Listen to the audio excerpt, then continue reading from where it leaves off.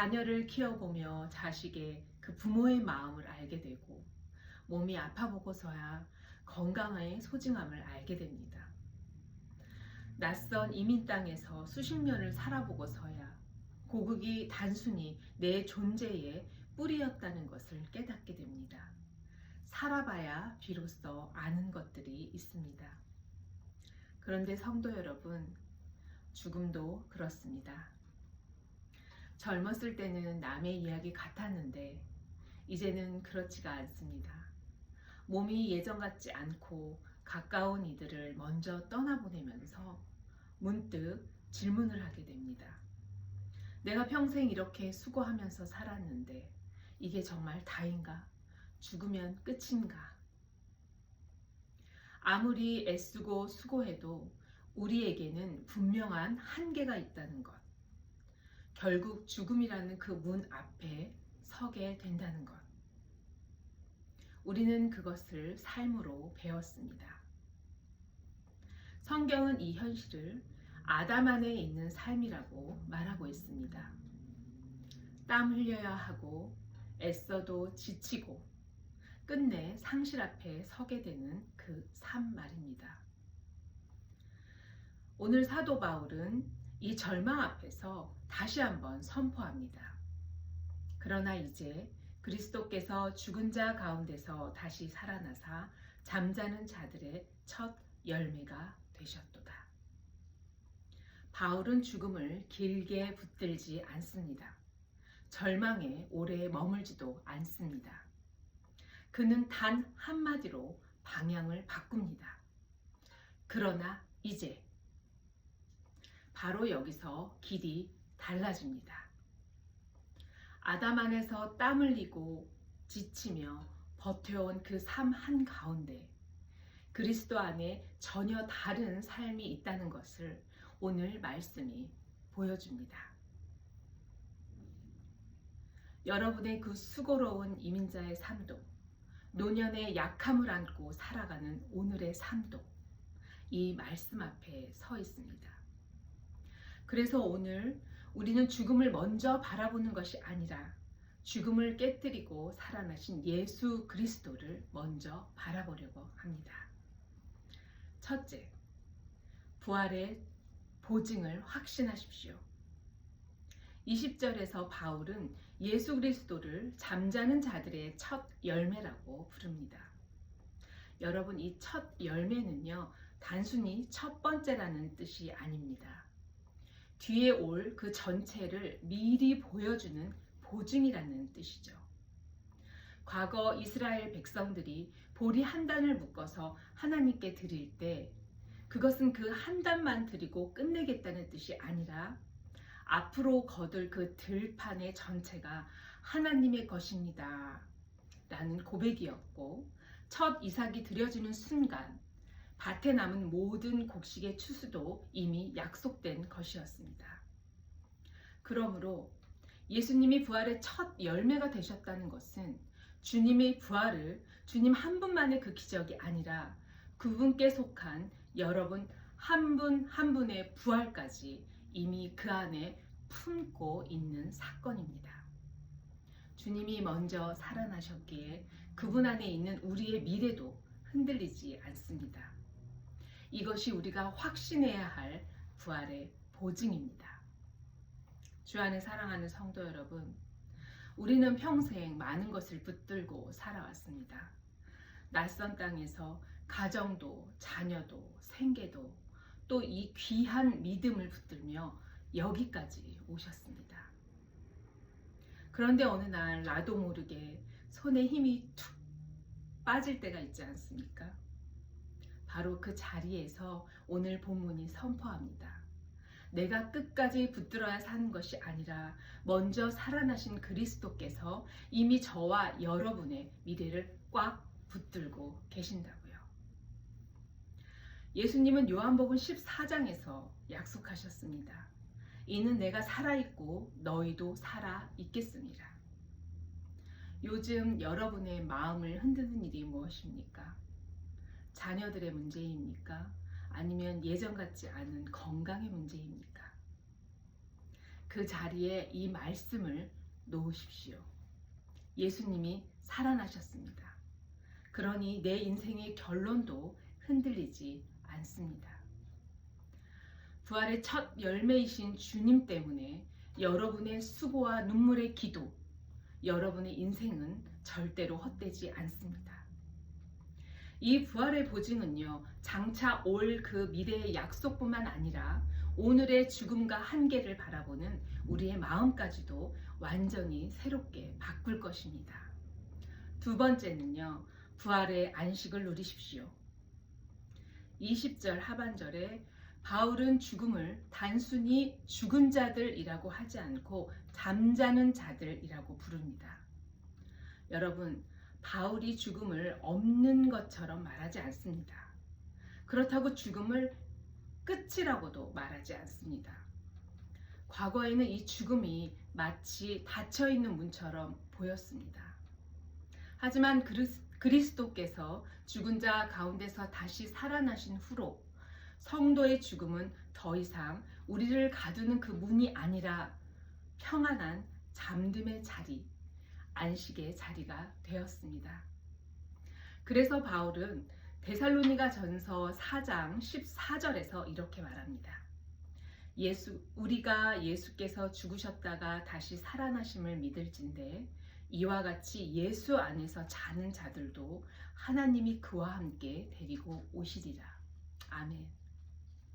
이 약속을 믿으십시오. 예수님께서 다시 살아나셨다면 그분 안에서 먼저 잠든 우리의 소중한 이들도 결코 어둠 속에 남겨두시지 않습니다. 하나님께서 반드시 그와 함께 데리고 오십니다. 성도 여러분, 세월이 흐를수록 죽음이 전보다 더 가까이 느껴질 때가 있습니다. 내 몸이 약해지기도 하고 사랑하는 사람을 그 이별을 겪기 때문이기도 합니다. 오늘 본문은 이런 슬픔과 아픔을 아프지 않다고 말하지 않습니다. 다만 분명히 선언합니다. 그리스도 안에 있는 사람에게 죽음은 끝이 아니다. 이제는 안식이며 잠듦이다. 우리도 병이 무엇인지, 늙어감이 무엇인지, 이별이 얼마나 아픈지 압니다. 그런데 바로 그 고통의 자리에 오늘의 말씀이 들어옵니다. 예수 안에 자는 자들도 하나님이 그와 함께 데리고 오시리라. 죽음은 나를 삼키는 어둠이 아니라 주님께서 깨우실 때까지 잠시 쉬는 침상입니다. 부활은 죽음의 현실을 지워버리는 것이 아니라 죽음의 의미를 바꾸는 시간입니다.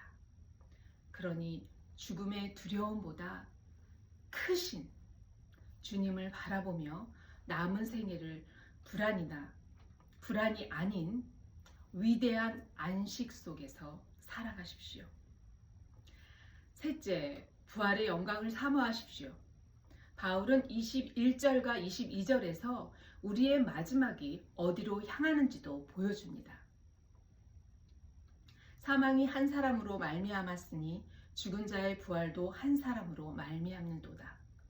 아담 안에서 모든 사람이 죽은 것 같이 그리스도 안에서 모든 사람이 삶을 얻으리라.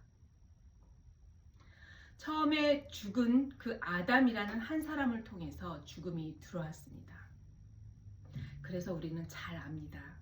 땀 흘려야 살 수 있는 삶, 지치고 병들고 결국 죽음을 마주해야 하는 삶.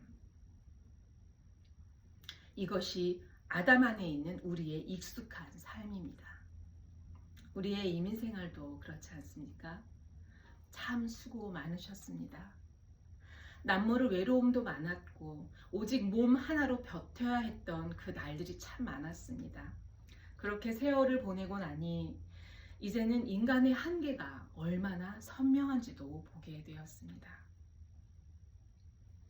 그런데 바울은 그 한계의 자리에서 다른 한 사람을 보여줍니다. 바로 예수 그리스도입니다. 죽음이 아담을 통해 들어왔다면 부활은 그리스도를 통해서 왔습니다. 바울은 로마서 5장 17장에서 이렇게 말합니다. 한 사람이 범죄로 말미암아 사망이 그 한 사람을 통하여 왕노릇하였은즉 더욱 은혜와 의의 선물을 넘치게 받은 자들은 한 분 예수 그리스도를 통하여 생명 안에서 왕노릇하리로다.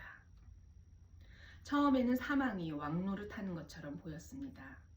죽음이 인생의 마지막 길 같았고 약함과 질병이 우리의 끝인 것처럼 보였습니다. 하지만 이제는 그렇지 않습니다. 예수 그리스도 안에서 생명이 우리 인생의 진짜 마지막 말이 되었기 때문입니다. 성도 여러분, 이것이 바로 부활의 영광입니다. 우리의 마지막 소원은 그 쇠약함이나 병상이 아니라 우리의 마지막은 그리스도 안에서 다시 찬란하게 살아나는 생명입니다. 요즘 자꾸 마음이 아래로 내려가십니까? 몸의 아픔과 관계의 상처 때문에 고개가 자꾸 숙여지십니까? 오늘 말씀이 여러분의 시선을 다시 들어 올립니다. 아담 안에서 모든 사람이 죽은 것 같이 그리스도 안에서 모든 사람이 살아납니다. 여러분의 인생을 오늘의 약함으로 설명하지 마십시오. 그리스도 안에 있는 영원한 생명으로 설명하십시오. 그 눈부신 부활의 영광을 온 마음을 다해 사모하며 나아가십시다. 말씀을 준비하는 동안에 우간다에서 오신 선교사님을 만날 기회가 있었습니다. 그 선교사님이 처음 사역지로 들어가실 때 청주에서 출발해서 비행기를 3번 갈아타고 버스를 타고 우간다에 있는 끝 마을까지 가는 데만 32시간이 걸렸다고 합니다. 가는 내내 몸과 마음이 지쳤을 테고 내가 왜 여기까지 왔나 싶은 생각이 들었을 것입니다.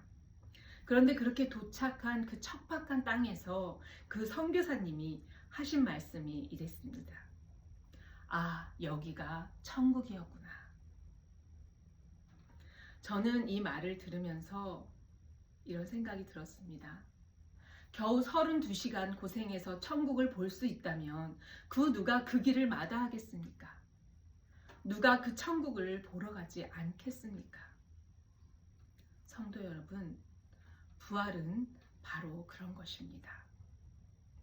천국은 나중에 죽어서야 가는 먼 나라가 아니라 예수 그리스도의 부활 안에서 이미 시작된 하나님의 현실입니다.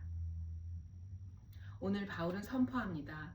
그리스도께서 죽은 자 가운데서 다시 살아나셨고 잠자는 자들의 첫 열매가 되셨습니다. 아담 안에서 모든 사람이 죽은 것 같이 그리스도 안에서 모든 사람이 살아납니다. 우리의 결론은 오직 부활이며 예수 그리스도 안에 있는 영원한 생명입니다. 그래서 이번 한 주간 2가지만 마음에 붙드십시오. 첫째는 천국의 언어로 관계를 살리시기 바랍니다. 아담 안의 언어는요, 자존심을 세우고 침묵하게 만들지만 그리스도 안의 언어는 먼저 다가가 그 사람을 살려냅니다. 오래 연락하지 못했던 교우나 가족들이 계시다면 먼저 말하십시오. 생각나서 전화했다. 널 위해 기도하고 있다. 혹은 미안하다. 이 부활의 언어가 메마른 관계를 다시 살려냅니다. 2번째는요. 자녀들에게 영적인 유산을 남겨주십시오. 고생한 이야기만 남기지 마시고요. 부활의 소망을 전해주시기 바랍니다. 하루에 한 3분, 1분만이라도 그 자녀와 손주들의 이름을 불러가며 기도해 주십시오. 주님, 우리 아들에게 부활의 소망을 주옵소서. 여유가 된다면 한 줄이라도 적어 보십시오. 내가 참 힘들었지만 예수님을 붙들었다. 내 인생의 결론은 부활이다. 이 믿음을 전해주는 것이 우리가 줄 수 있는 가장 큰 유산입니다. 사랑하는 성도 여러분, 그리스도는 부활의 첫 열매가 되심으로 우리를 죽음 아래에 있는 삶에서 건져내어 생명의 길로 옮기셨습니다. 참으로 고생 많으셨습니다. 이제 주님이 하십니다. 천국의 언어로 관계를 살리시고 부활의 소망을 영적인 유산으로 남기며 살아가시는 복된 한 주간이 되시기를 주님의 이름으로 축복합니다.